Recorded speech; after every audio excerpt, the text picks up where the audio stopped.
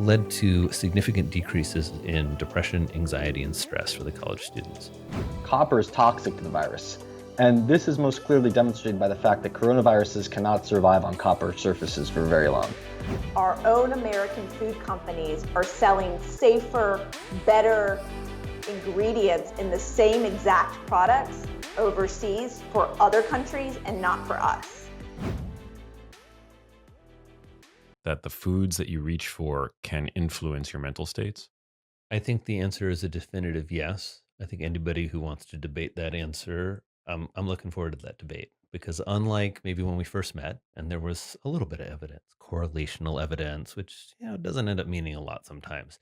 Now we have multiple randomized clinical trials. We have trials where we take individuals, not me, but mainly Felice Jacka's group, but me is the larger world looking at how do we help people beat depression and anxiety. And the best trial of this so far has been the SMILES trial and the Healthy Med trials. Those two trials, between the two of them, have well over 300 patients where they take individuals struggling with depression who are in some sort of treatment, usually psychotherapy or an antidepressant, and not getting all the way better.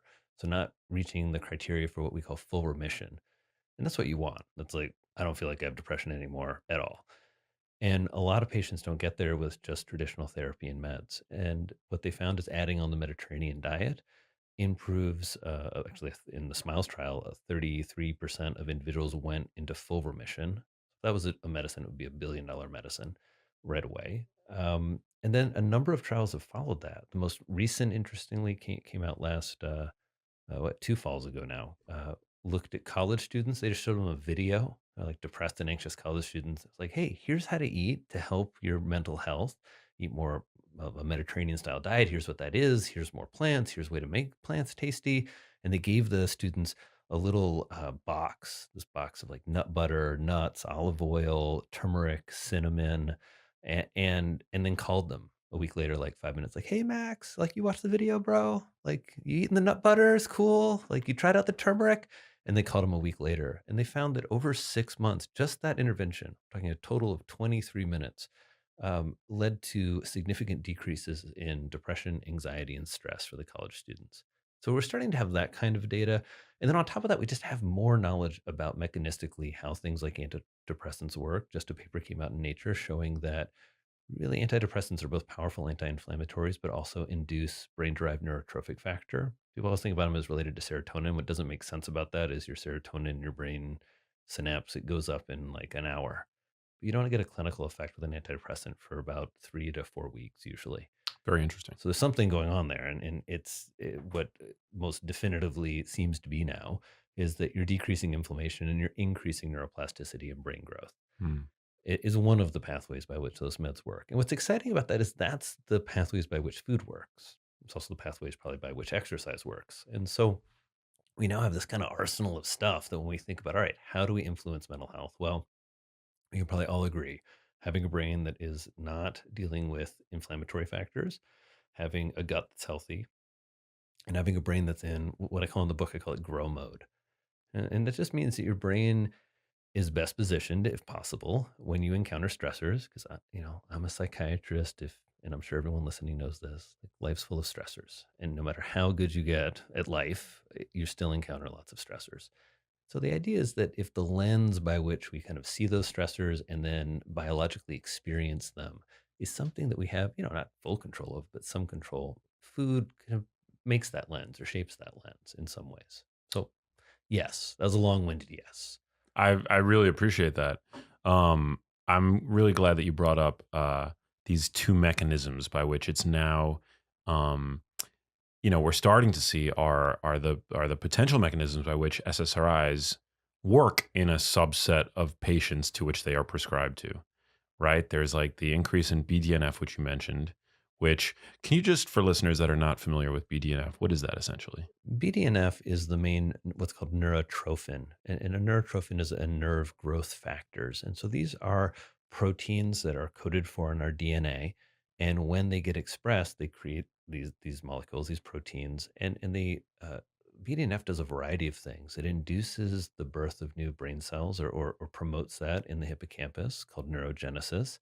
And then it also helps brain cells with like brain cell resilience. Like I think about BDNF a little bit like, like a good coach, right? That like when if I'm a little brain cell, when I'm like not, still like too much for me, like too much cortisol, too much bad news, I just can't handle the stress. I'm gonna call it quits. And they're like, hey, you can still do a little brain cell. And BDNF kind of coaxes brain cells to stay alive. And then the most important thing, I guess, is to make new connections. That if you Hmm. think in this very concrete way, what does our brain do? How do we know a healthy brain?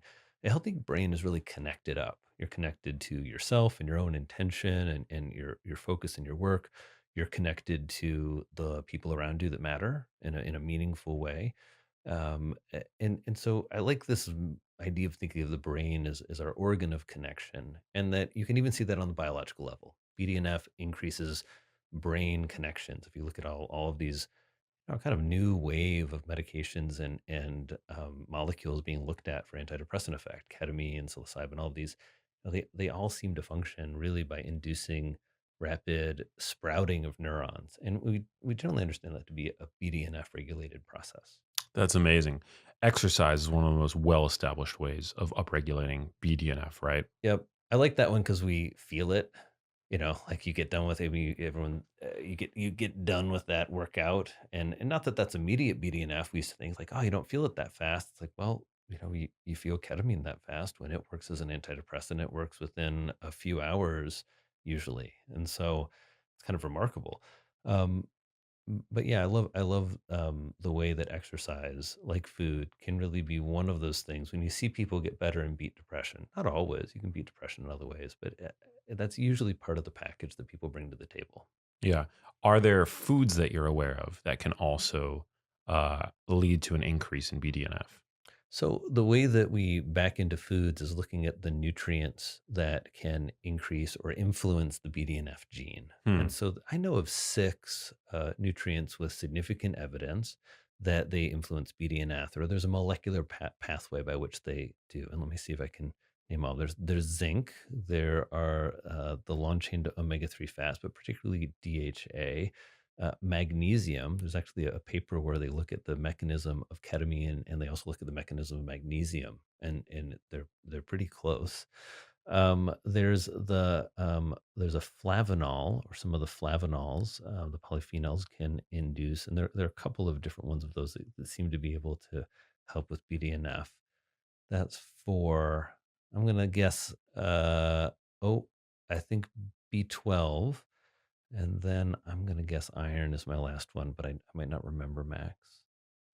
I think that was more than that. That What I that was think six. that was six. That was Okay, six. interesting. Let me just go back and say five. Okay, Okay. there were and four I'm sure of. Well, I love that we have these nutrients because they're pretty ubiquitous, like in the food supply, if you know where to look for them. Yeah, I think I mean, as a physician, we don't get a lot of training in nutrition, but actually, my last book, in some ways, was just really about that. Here are these 21 nutrients that really matter. And in this book, Eat to Beat Depression and Anxiety, I focus on 12 because we looked in the literature. Dr. Laura LaChance and I did a little paper called Antidepressant Foods. Because as we were starting to think about teaching clinicians about this, all right, this makes sense. There's lots of biomolecular pathways that support this. Now there's lots of correlational and now clinical data. Let's start talking to clinicians and see what happens. And then we kind of scratched our heads like, well, what foods are you going to tell them to prescribe? And be like, you all just tell the patients Mediterranean diet, do it, olive oil all the time. And we wanted to kind of back it up a little bit more. And so we looked in the literature and we found there are 12 nutrients really that seem to have a very high level of evidence that they are involved in the prevention and the treatment of depression. Hmm. So you look at something like zinc. Populations that eat less zinc have more depression. You look at people who get depressed; they have overall, and as a population level, lower levels of zinc. You look at what zinc does. It induces BDNF. It's involved in like 300 different chemical reactions in the brain. And then you get to, okay, well, what foods have the most zinc? And the plant-based foods with the most zinc are things that oftentimes get concerns in terms of absorption. But in the animal world, it's oysters. And then you think, well, what other nutrients in an oyster? And you get this real quick basic lesson of nutritional psychiatry, which is about nutrient density, where when you look at an oyster, you see long chain omega 3 fats, you see a plethora of B12, you see selenium, you see zinc, you see iron. you see almost all the nutrients I just named that seem to promote BDNF. And so, as you think about then seeking a diet where for the fewest number of calories, you're getting the most nutrients for your brain. And that's really where the food recommendations from Eat to Beat Depression and Anxiety come from. Just taking these foods and thinking, or rather taking these nutrients and thinking, what are the foods with the most of them? How do we help people integrate those foods into their life in a meaningful way? And most importantly, I think the piece that really gets missed, and I do think sets nutritional psychiatry apart, is we start to really then look at food categories. So you don't have to eat the kale and the oysters if those are disgusting to you. And as a psychiatrist, I'm really interested in your joyfulness as an eater. There's this chapter in the book called Eat or Heal Thyself, where I just think right now in particular, and I think makes you know this as well as anyone, better than most of us, right? Is how kind of confused people are, how influenced people are, um, how badly people are hurting in terms of really wanting to put their effort into changes in their life and their food that work. And so it's really important to me to present the information in a really balanced way that helps people transcend some of these debates that are not the right debate, that you should eat meat or eat Impossible Burger. I don't think that's the right debate to be having right now. The right debate that we should be having right now is how can we all support one another and ourselves to really get motivated to feed our mental health and feed our brains. I think that's the, at least that's what I hope shifts and happens. Yeah. Well, you mentioned oysters because they are very rich in zinc. What are some other foods that are on this list of 12? Is it 12 foods to beat depression? Well, there's the power players in the book, and those are the foods that really I wanted to highlight because they represent food categories so well. So Well, we there's don't want to we don't want to give them all away, but we what can about give them all away. This is the Genius Life podcast. I mean, I was thinking on the way over here, I was thinking like how I think all of the all of probably the foods on my list are foods in your books too. I think there's a pretty. I think there's a lot of bias support here, but I'm okay with all the debate going on. I'm okay to be here. This is a safe place. It feels like. it is, and there it's okay if there's overlap. And you have 12 foods. I only have 10 genius foods. So you found at least two foods Well, maybe that were maybe not on my radar when I wrote genius foods. So I want to get into we can go through six. What are six of the you already listed oysters, but what are some other foods? Yeah, let's talk about some of the other foods that I think are important in terms of why they're on there conceptually. Because again, whether those are the foods or not for you, it's more of what do they represent. Like, why is kefir on the list? It's a fermented dairy product. It's a more liquidy than yogurt. It also has more colony forming units than really any other food. If you Hmm. look in the sciences, when you're thinking about a probiotic, you'll see it's got 2 billion or 50 billion or 100 billion. Well, the live bacteria is in kefir. There are some actually studies showing a serving of kefir can have up to 1 trillion colony forming units, which Wow. I'd never seen in a probiotic. But I also think it teaches us something about the importance of fermented foods and where they come from, what they meant to us historically. So kefir is on the list, as are other fermented foods.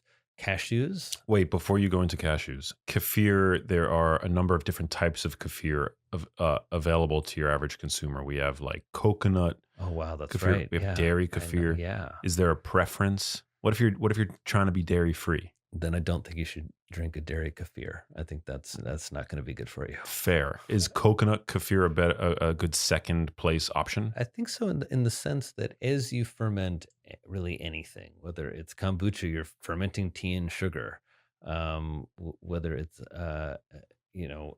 what do they ferment in the coconut fermented drink? Is that coconut milk? That's a good. Well, Coconut. coconut water has Coconut. sugar in it, so I Yeah. would imagine it's a substrate for some.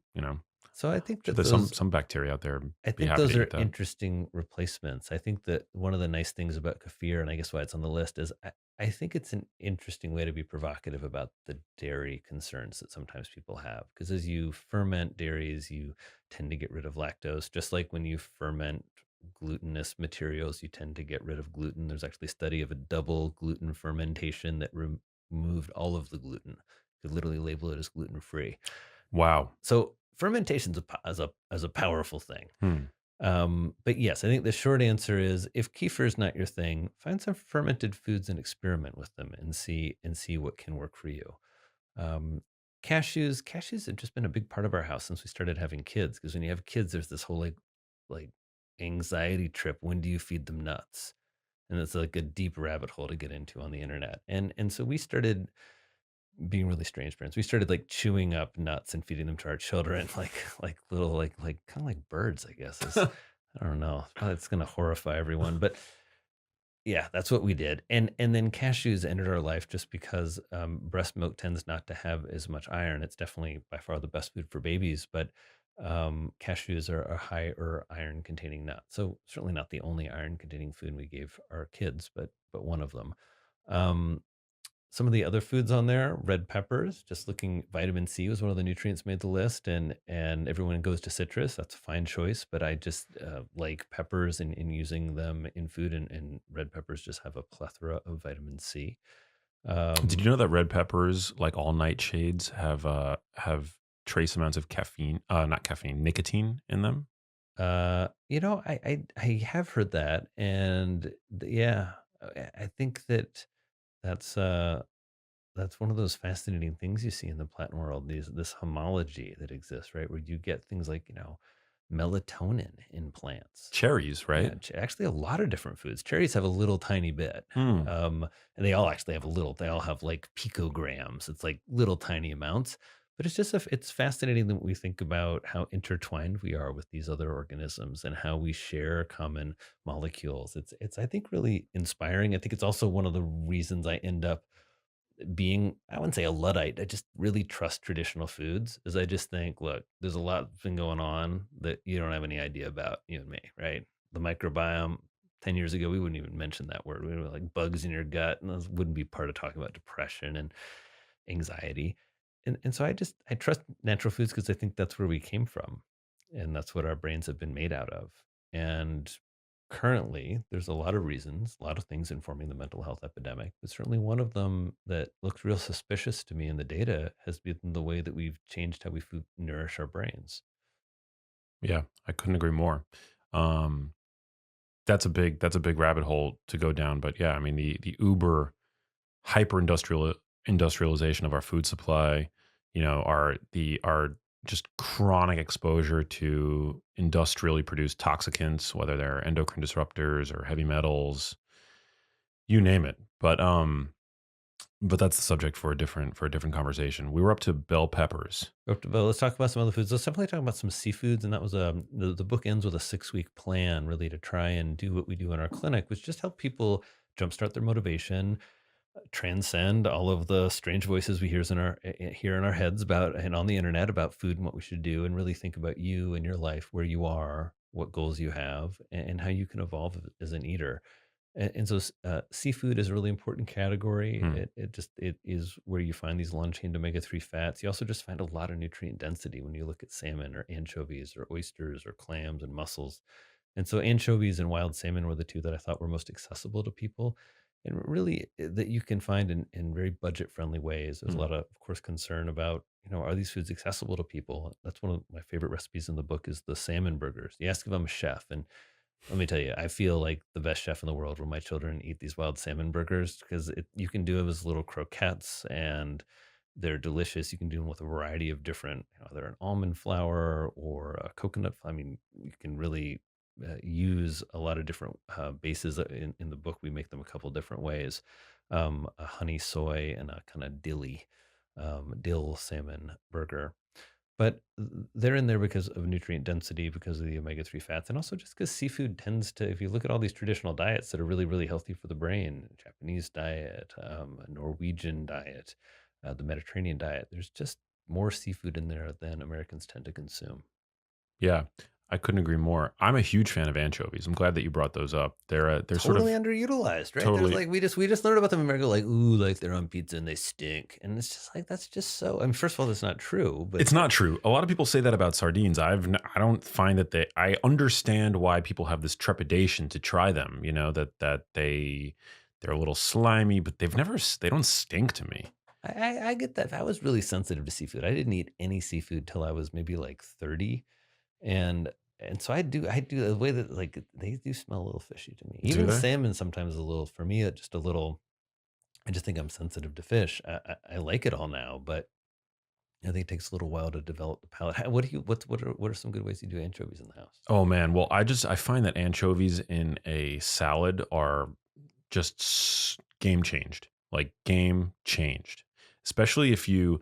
There's a dressing that I have in Genius Foods. It's like a nutritional yeast based dressing where it's basically it's extra virgin olive oil, apple cider vinegar, nutritional yeast, salt, pepper, and it's like this like cheesy. And the fishies. Don't forget the fishies. Well, no, here's the thing. So the anchovies are not included in that salad dressing just because I knew that it would turn people off. But if you throw anchovies into that, it's just amazing. So yeah. So just but any salad, like make a salad, put anchovies into it. Don't forget that anchovies are generally used in Caesar salad dressing, which is amazing. My all kale Caesar salad, my favorite Caesar salad or just salad recipe is the all kale Caesar, lacinato kale, chiffonade. So just roll them up and slice it real thin, and then a Caesar dressing with lots of anchovies. The recipe developer was like, you can't put in more anchovies. It's like, I want to put in more. No, anchovies are if you're listening to this and you haven't tried it, just try them. Just make sure that it can be hard to find anchovies in extra virgin olive oil. Yep. Get them in extra virgin olive oil, make a vinaigrette, make Max's salad dressing and mix them in, make the all kale Caesar and eat to beat depression and anxiety, and make pasta. I mean, the anchovy or sardine pasta, like, oh, so good. Yeah. You can also find anchovy paste, which if the idea of eating like an anchovy weirds you out, you can find the paste. That's an easy hack for the Caesar salad dressings, where you just put a little squirt in, mix it in with your whatever you like to put in there, olive oil, mayo, and you know, whatever your cheese of choice is. Let's talk briefly about plant-based diets. There's a lot of reasons why people adopt plant-based diets, right? And whatever reason is your reason. You know, if you happen to be on a plant-based diet, totally fine. But from your vantage point as a mental health expert, do plant-based diets concern you? Plant-based diets concern me because it's a dietary pattern that requires supplementation. That you might be able to debate that a little bit now. There have been some B12 analogs, I think, found in a couple types of algae. Uh, and long chain omega-3 fats. I think, one might be able to argue you make those, right? So it's not exactly an essential fat, although they're essential fats. So, and then when you look at some of the data, if you just want to cherry pick like some of the concerning stuff, like the Epic Oxford study that found 52% of male vegans were B12 deficient. So just frankly B12 deficient. And then 3% additionally were B12 insufficient, meaning that your level is normal, but it's so low that it's not really offering you the mental health and brain benefits that a normal B12 level offers.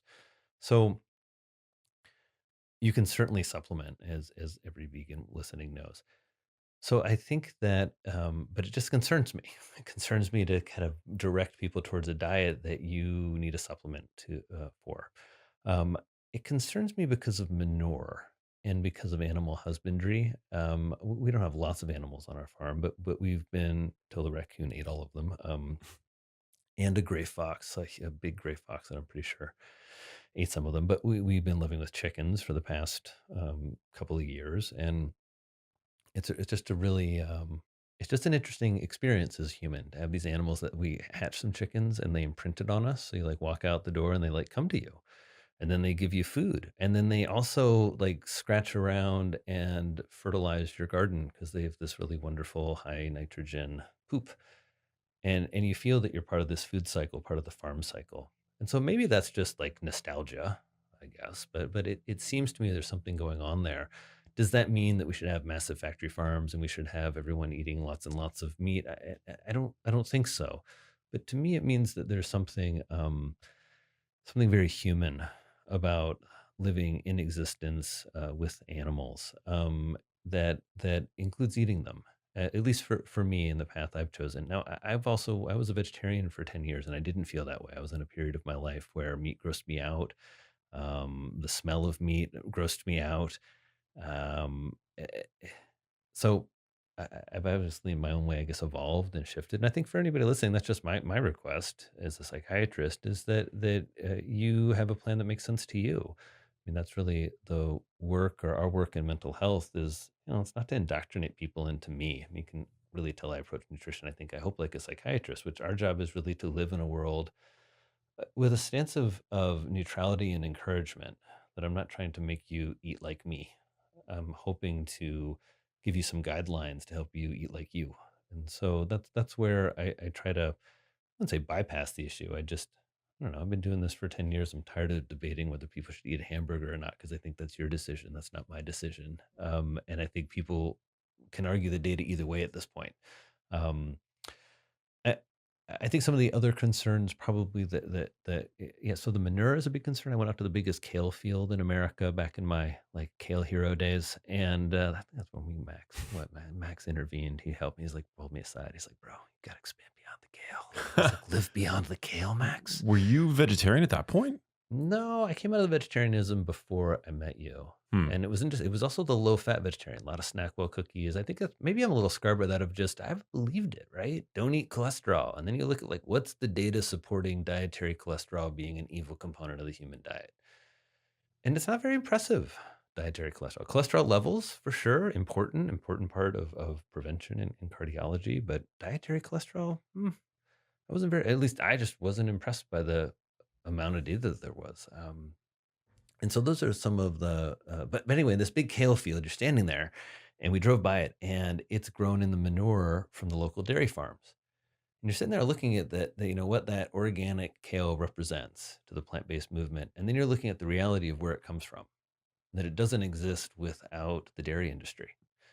And that and actually it was growing in between all those kale plants was purslane, which is an even more nutrient dense kale, or even more nutrient dense than kale. Is probably the best green out there, and it's just laid to waste. It's not even. Purslane. Purslane is the highest. I mean, if you're looking for plant-based omega-3s, it's the highest plant-based ALA containing food. And it is just incredibly nutrient dense. It grows as a weed in most people's gardens. It's got a little succulent look to it, and it's got a little kind of a citrusy, almost viscous. You might even say like that, not the slime of okra, but just a little bit more viscosity, like a almost like a succulent plant. It's really nice on a grill. If you take a spring, like a sprig of it, you can grill it, and super. It's got a really, really nice. So manure, B12, and the omega-3 fats, and then in terms of the ethics of it. Sorry, I keep hitting this. The ethics of it. Well, I'm probably not the best person to talk about that, but in my own thinking, there's something about the value of life and the importance of having gratitude for your food, and whether you're taking the life of a plant, whether you're taking the life of an animal. I think being more aware and involved in that process is certainly one of the things from the vegan movement that I think it's important that everybody adopts, because I think that leads you to a lot of different places, and a lot of it's certainly those types of ideas, thinking about the environmental impact of my food, thinking about the cruelty around the food that I eat. Those all really influenced me and how I've developed my eating over the past, I don't know, decade. Yeah, I couldn't agree more. Having empathy and gratitude for the animals that were, unwittingly sacrificed, for your benefit, I think is a very important part of the equation. And it really bothers me that people have this perception that that it's sort of this mutually exclusive scenario where if you eat meat then you can't possibly care about animals. You can do both. You can be an omnivore and you can also deeply care about the environment and animals. And it's just like this straw man argument that has come from I have no idea where. But if you're an empathetic person but you also care about the health of yourself and your loved ones, you can embody both and you should embody both. I think people have a really hard time with death, Max. I mean, I think it's just something that we tend to avoid. I think as I've gotten to sit with people as they think about their own mortality, and one of the things that kind of happens in a psychiatrist's office, or as they struggle with grief and grieving when they lose someone. And I think that there's something about the way that life and death and nourishment get caught up and intertwined together that is just, I don't know, it's easy to oversimplify it. Hmm. And I certainly respect that. One of my favorite vegans said to me, "It's not so much that I object to eating meat every now and then.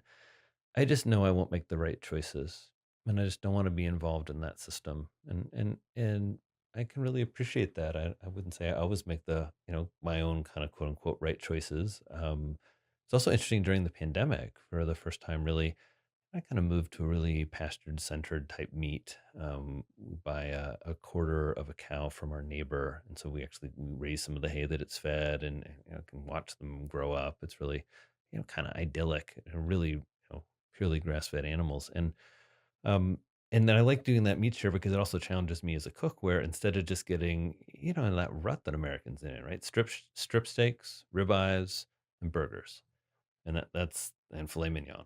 Those are my 4 love languages right there. Right, exactly.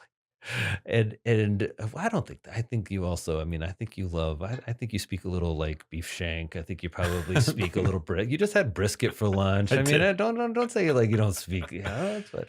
But they challenge you to use those other cuts of meat, right? How to learn to use a slow cooker, how to make a great beef stew, and I really appreciated that in terms of expanding my own way that just my family and I use meat.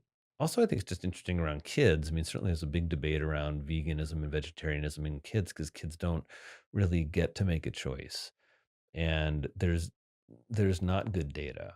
I mean, I think that there's so much kind of saber rattling and so much animosity in the conversation and so much yelling right now that sometimes it feels like we really need to step back and say like, okay, there's really not a lot of data for a lot of this stuff, and there certainly has not been longitudinal studies of veganisms in childhood so uh yeah, and then there are some concerning studies. Like there's the case series of looking at B12 deficiency in women during pregnancy. It was looking at a group that had half the group had pernicious anemia, so that's an autoimmune disorder by which you end up not being able to absorb B12, and then the other group had were vegans, and they just found lasting neurological and neurocognitive effects. That just the kids who came out of a vegan pregnancy tend to have.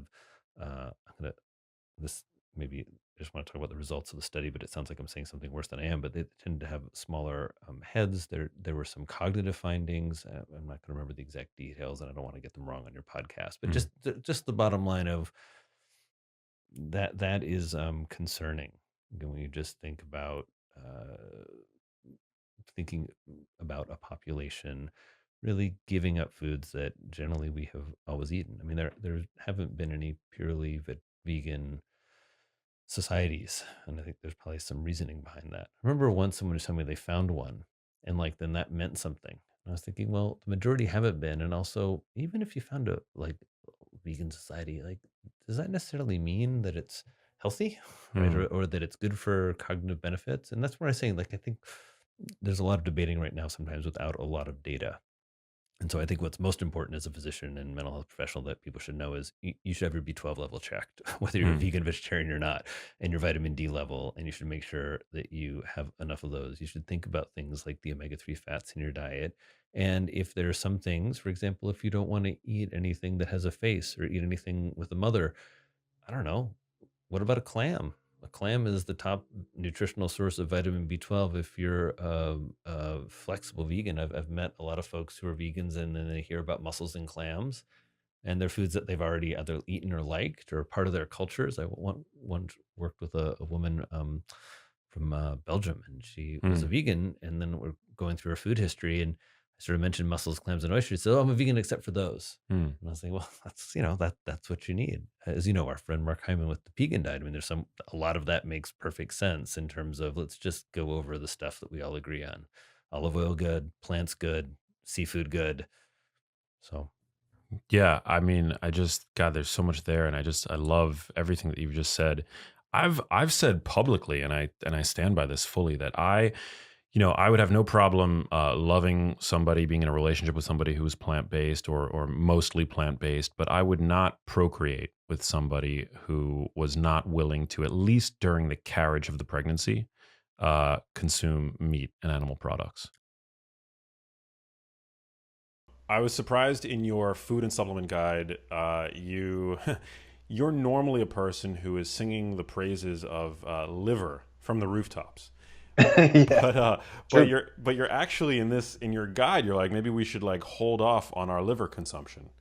Not to backtrack, but I mean, it's for yeah. you basically make that recommendation for many of the reasons that we've already covered, right? Right. So, I mean, my position is basically like try to limit vitamin A to 3,000 IU per day.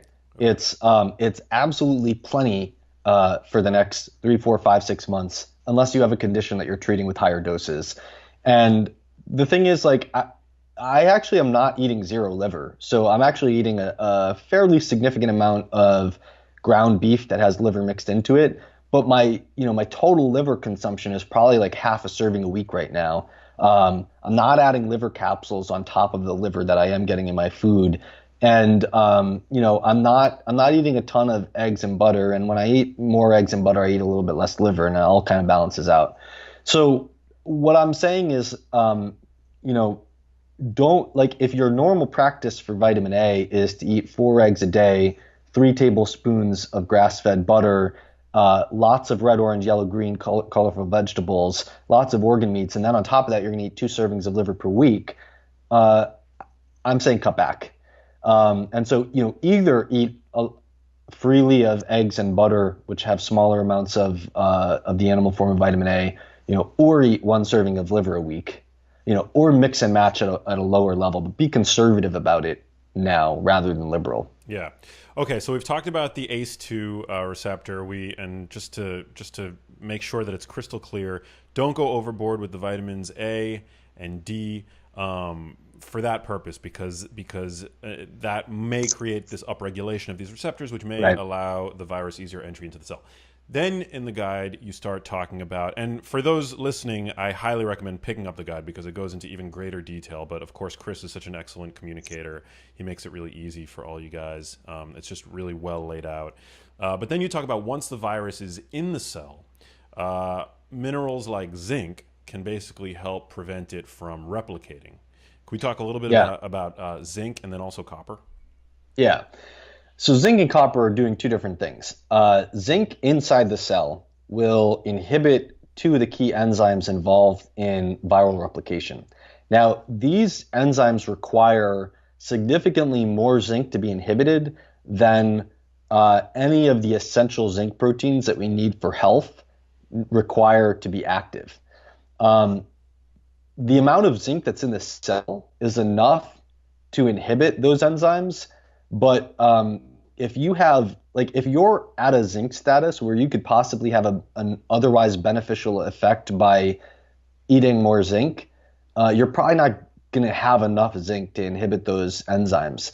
So what we really want is to push zinc beyond the point where we've satisfied all the essential zinc proteins in the cell, and then we've pushed it up a couple notches. Interesting. So zinc is actually a mineral that you might want to consume more of during this time. Yeah, and I actually, I think that supplement. I don't think you can get enough zinc from food on this basis, and I also think that it takes a while. If you supplement with high doses of zinc, you don't absorb most of it, and so it really takes a while of supplementing with zinc to boost your zinc status. So I personally think that during this time we should be proactive about kind of getting the maximal safe amount of zinc from food primarily.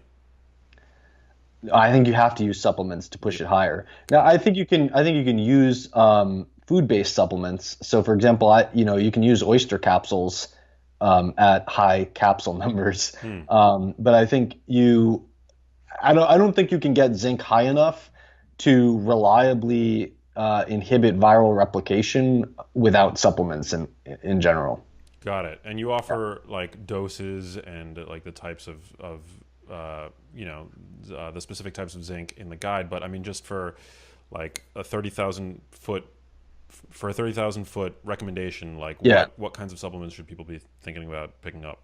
Yeah, so you basically want somewhere between 40 and 110 milligrams of zinc per day, separated by 4 doses. So we're talking 7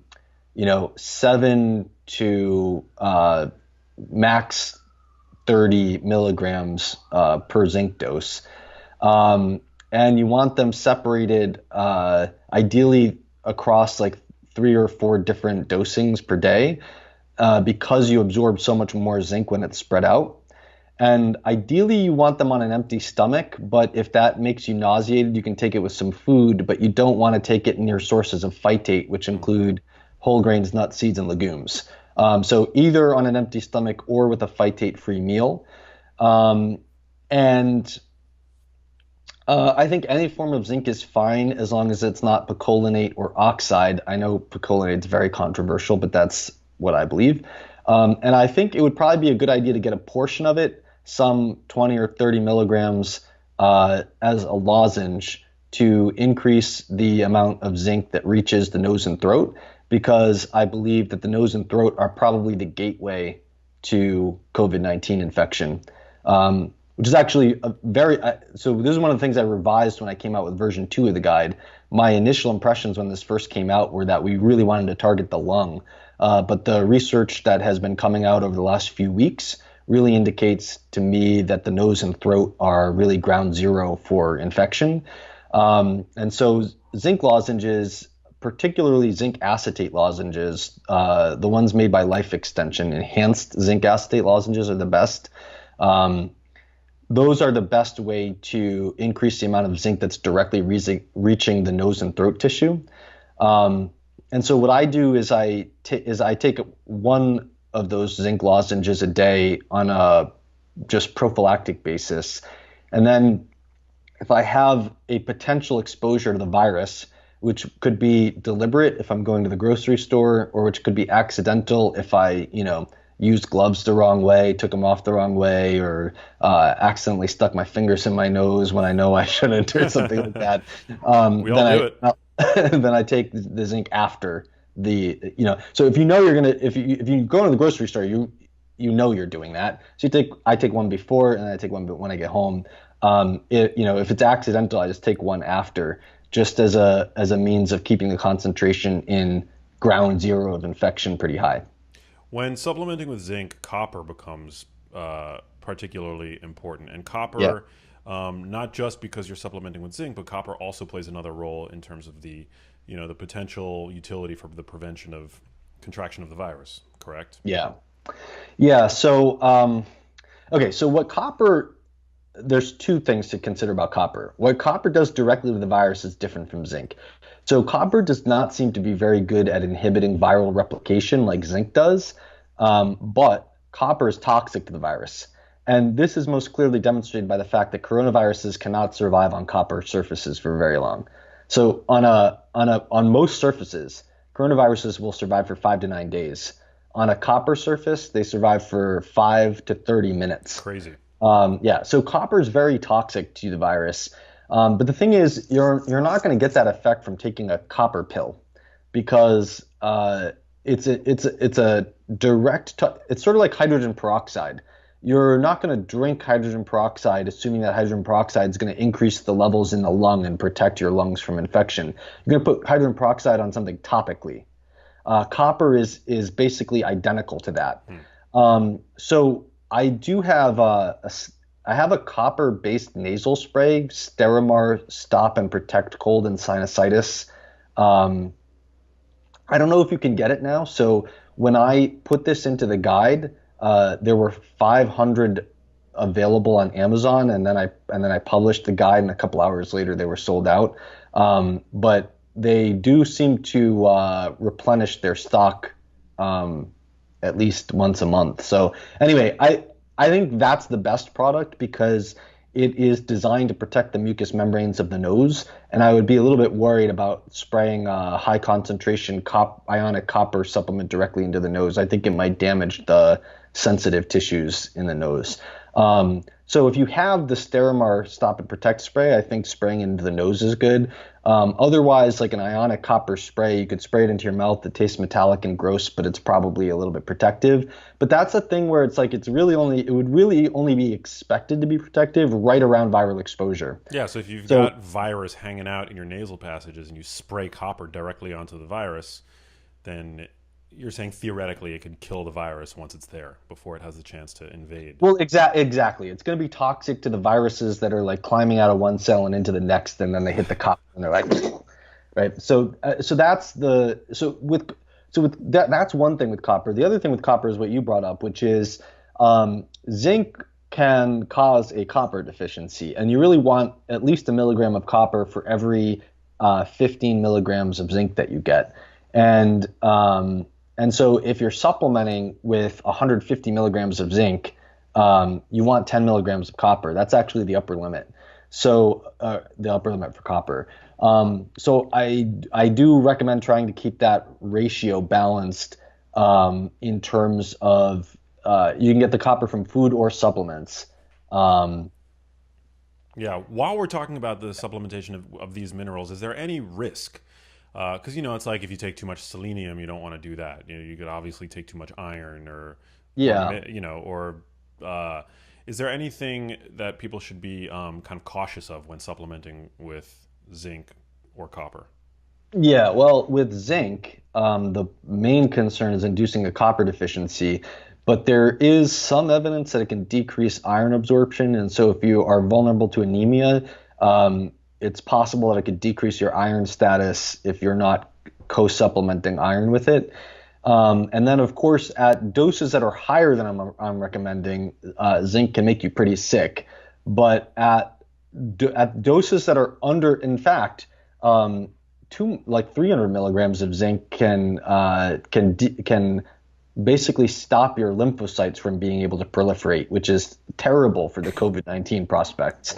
But at 150 milligrams or lower in divided doses that are no higher than 30 milligrams at a time, you're probably not going to run into much risk apart from copper and iron absorption issues, except for the risk of nausea. And in most cases, that can be dealt with by taking it with food. There are some medications that zinc interacts with, but they're at levels or they're at the they can each inhibit their absorption of each other. Let me pull up the link, not the link, the list that I have of those medications real quick. It's basically a handful of antibiotics, but hold on one second. Okay, so cephalexin, penicillamine, antiretroviral drugs, atazanafir and ritonavir, tetracycline, and quinolone antibiotics. Any zinc should be taken 2 hours or more away from those because they can either the drug inhibits the absorption of the zinc or the zinc inhibits the absorption of the drug or both. But besides that, zinc is pretty safe apart from those issues. Copper toxicity is a concern, but if your ratio of zinc to copper is 15-1, I really wouldn't worry about it at all. Got it. Super interesting. Yeah, I've been looking into copper, and I was surprised to learn that copper is important for the production of melanin, which is the pigment involved in skin complexion, but then also hair color. Yeah, which is cool. Making sure that you're getting adequate copper may be yeah, a good way to prevent early graying. yeah. Well, it hasn't done much for me, but yeah. Okay, so this is all really, really crucial stuff. We talk then about, because we don't have that much time left, but you talk about elderberry. And, like elderberry is just one of those things that I didn't know anything about. And you see people kind of talking about it and you're like, elderberry? It sounds like some kind of homeopathic thing. So I don't know anything about elderberry, but if you want to just kind of shed some light on that. Well, elderberry is an herb. Okay. And I mean, homeopathic doesn't mean anything to me because there's like things. So like the criticism of homeopathy is that it dilutes the thing down to a concentration that is less than existence. But there's things in a drugstore that are labeled homeopathic that are like there's zinc lozenges in the drugs that I can get at Rite Aid that are labeled as homeopathic but have 15 milligrams of zinc per lozenge.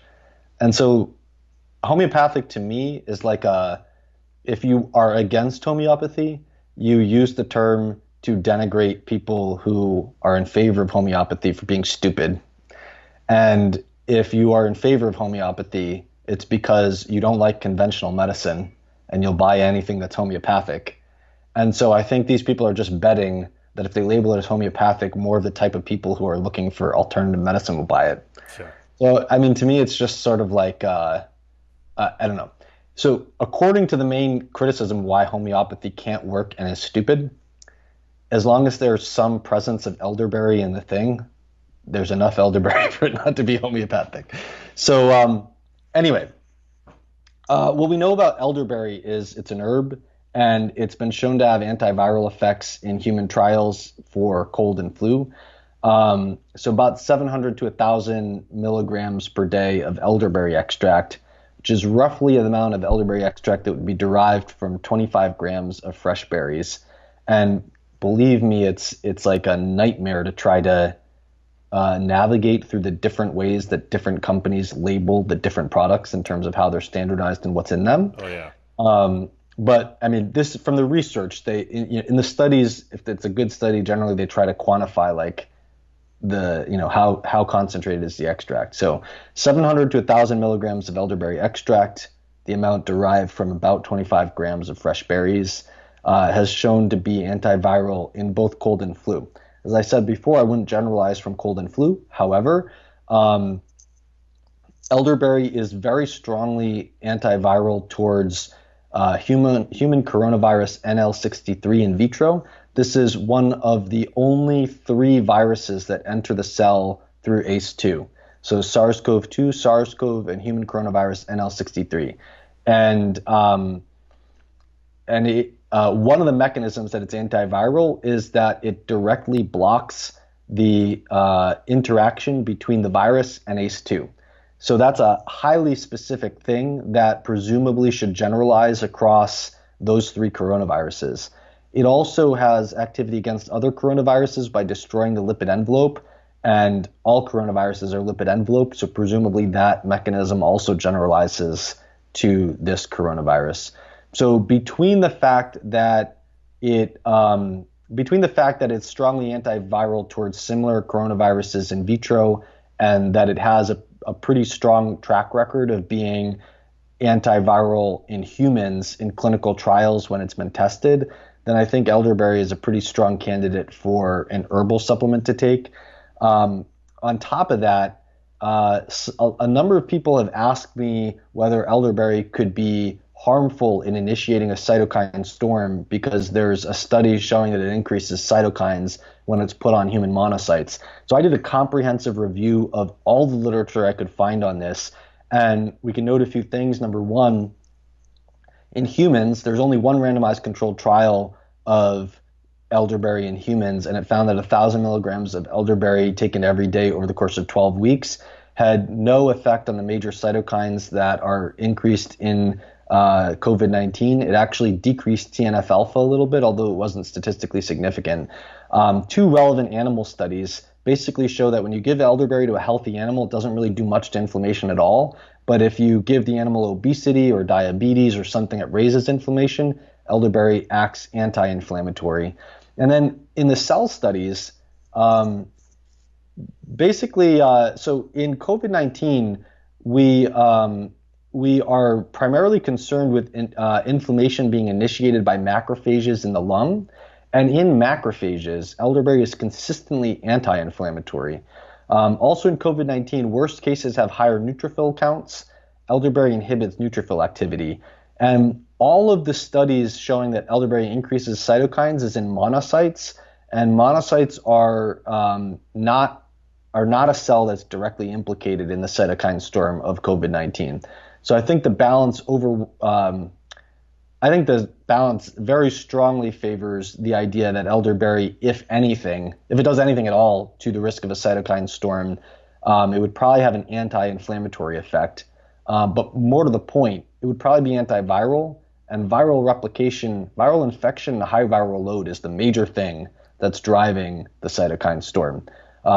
So I think anything that is antiviral is probably going to be very positive for the cytokine storm outcome. And elderberry is not something that it has its main viral activity by stimulating those cytokines. It's something that is directly killing the virus. What was so awesome is that I started to research what has been probably some of the best work that I think I've been able to provide people, which is comparing U.S. products to products being sold overseas and showing how our own American food companies are selling safer, better ingredients in the same exact products overseas for other countries and not for us. And the perfect example of that was actually Kraft. Kraft was selling mac and cheese, famous macaroni and cheese, to the UK with paprika and beta carotene to make it that bright yellow.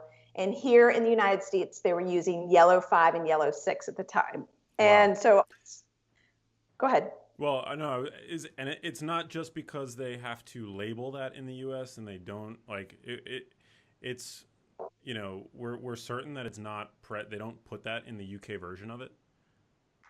Yeah, we're certain because it's not on the label, but the reason it's not on the label is because Europe requires a warning label when a company uses an artificial food dye.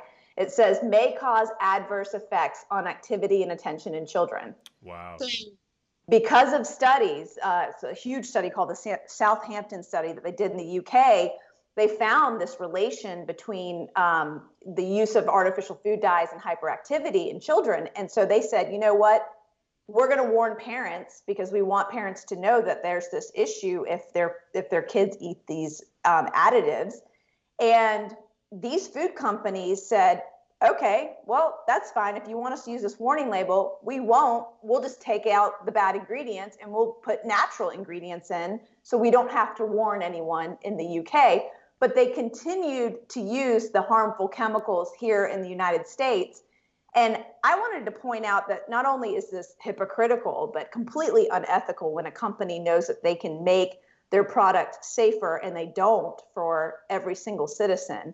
And so I started a petition to get Kraft to remove those artificial food dyes. It got over 350,000 signatures, and I delivered those signatures to the Kraft headquarters. I could spend the time to do this now that I didn't have a job, and went to their headquarters and met with Kraft, and eventually they removed the dyes. Wow.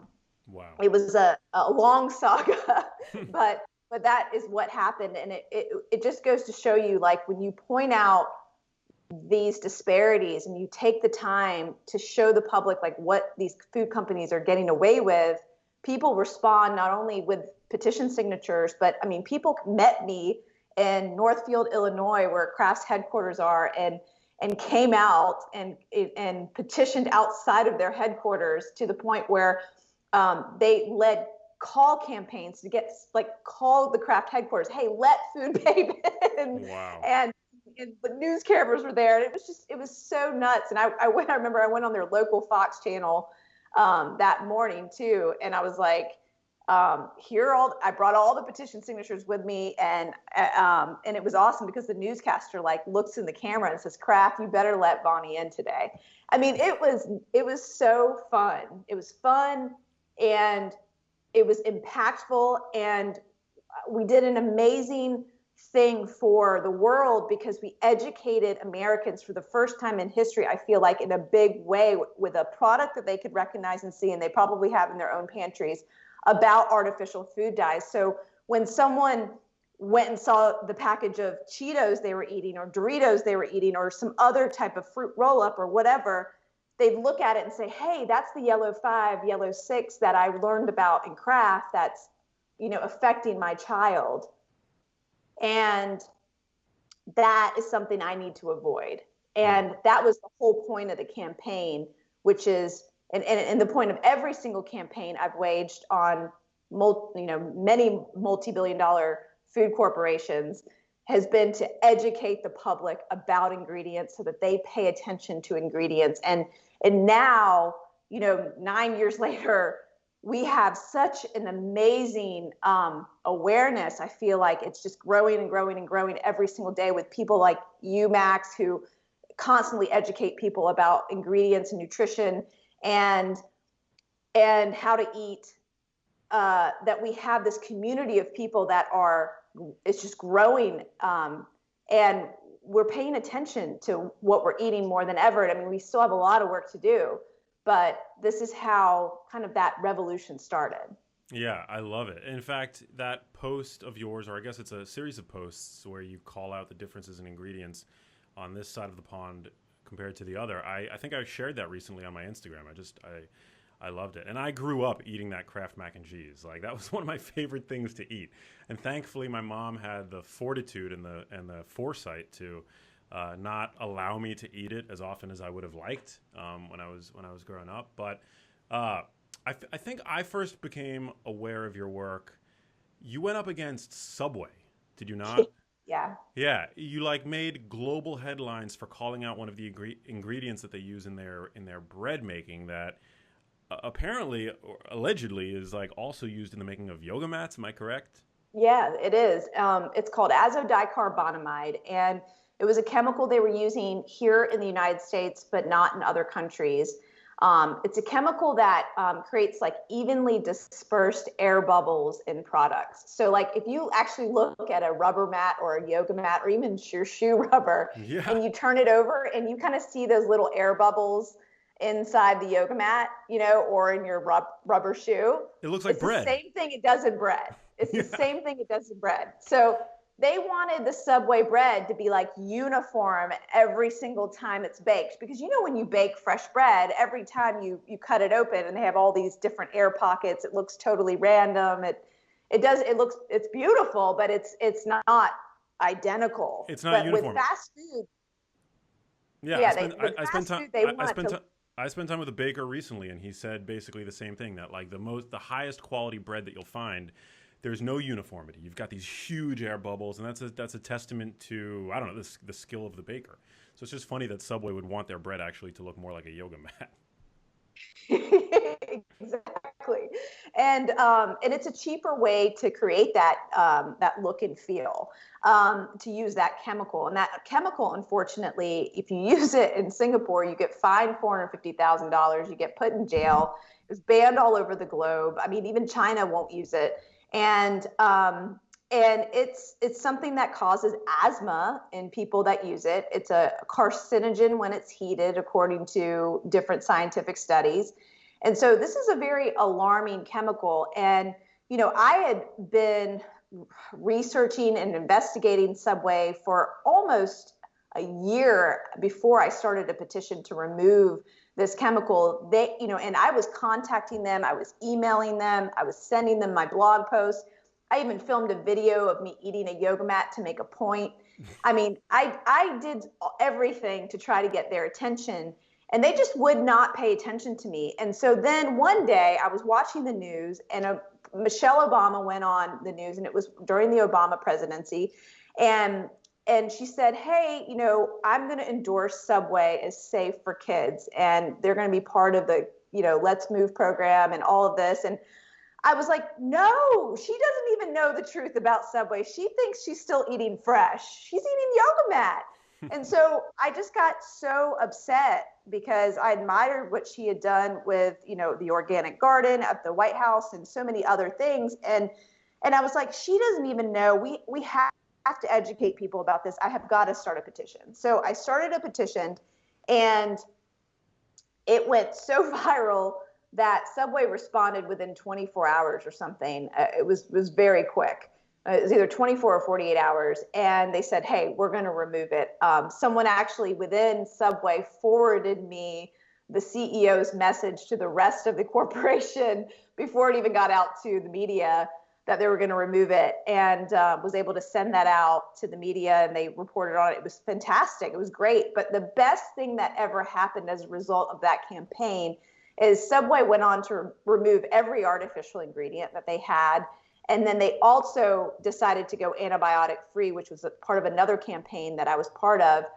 But on top of that, every single bread manufacturer in America has basically removed azodicarbonamide from their bread. There was over 500 products that you would find on grocery store bread shelves across the nation that had this chemical in it. I mean, almost every single bread maker had it. The Nature's Own, the Bimbo bakeries, all of the fancy bread, Arnold bread, every single major bread manufacturer had it in there, and they were forced to remove it. And it was just a beautiful thing to watch as a result of a campaign. And and I think, you know, the main goal of that campaign, Max, wasn't to just remove one chemical and say like Subway's healthy now or you're eating fresher. It wasn't about that. It was about, again, educating the public. Pay attention to the ingredients you're eating, right? What are you eating out there? How are you falling prey to the marketing campaigns of these fast food giants? You know, you've got this guy, Jared, who's lost all this weight and then telling everyone they're eating fresh. You know, I thought I was eating fresh for a really long time. I would go and get a Subway sandwich because it was under, you know, 500 calories or whatever, and load it up with whatever and think that I was eating healthy. But that bread was anything but healthy. It had close to 50 ingredients in it. And so it was just this beautiful thing to watch for people to recognize that they're not eating fresh, that this is processed food, that they need to make their own damn sandwiches. And it was great. At that point in time, Subway was #1 worldwide in fast food. And now they've tumbled down quite a bit from that ranking as a result of that campaign and just the widespread awareness of ingredients in food. And you know, this is the millions and billions of dollars we've been able to impact at Food Babe. And it's, you know, it's really put me in a really interesting position because it led me to actually write my second book, Feeding You Lies, the one I wrote right before Food Babe Kitchen. You know, that one, you know, I go into all of these different stories of how I took on these different corporations and the attacks that I received as a result from paid spokespeople by the food industry, that they would pay these scientists that looked independent and to discredit what I was saying or to say, hey, there's no problem with eating azodicarbonamide. This chemical's perfectly fine. Hey, if you like that video, you need to check out this one here, and I'll see you there.